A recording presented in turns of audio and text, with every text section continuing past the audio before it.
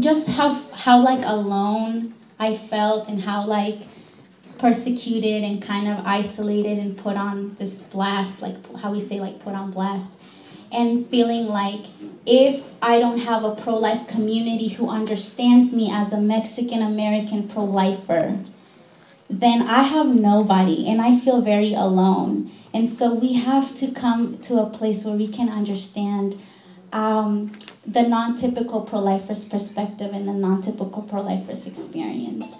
And so I feel like this is a great forum to do that, and so I'm glad to be part of it. Yeah.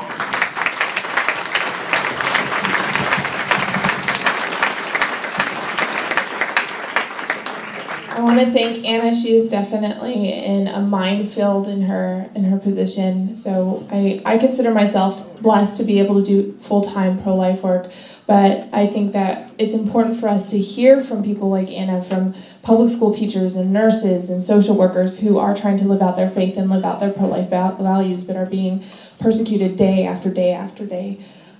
But I wanted to share 3 things. I'm often asked, how can we reach the Latino community? Because I'm Latina, so people ask, how can we reach the Latina community?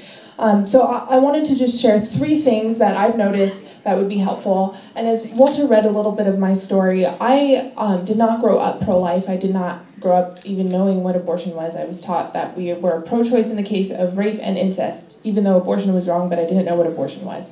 So when I was in college at UC Riverside, shout out, go Highlanders!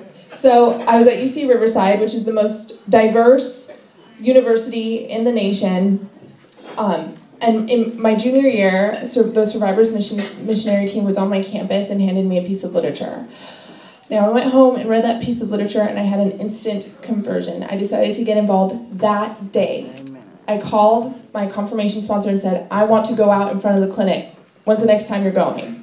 And I was struck by 2 things in that piece of literature. 1, the description of how the abortion procedures are performed, and 2, the fact that abortion targets minority communities, because I was going to the most diverse university in the country and nobody told me. I was in a Chicano studies class, and we were talking about all kinds of injustices, but nobody told me what abortion was, and I could not believe it. So I thought, if only people knew. And so we go throughout the country, we go to those universities, we go to those high schools, and I tell you right now, when we go to Latino communities, you tell them what abortion is, they're ready to go.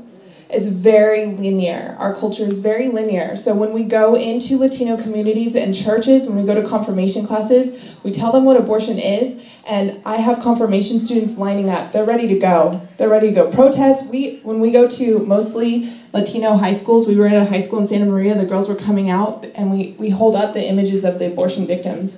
It works.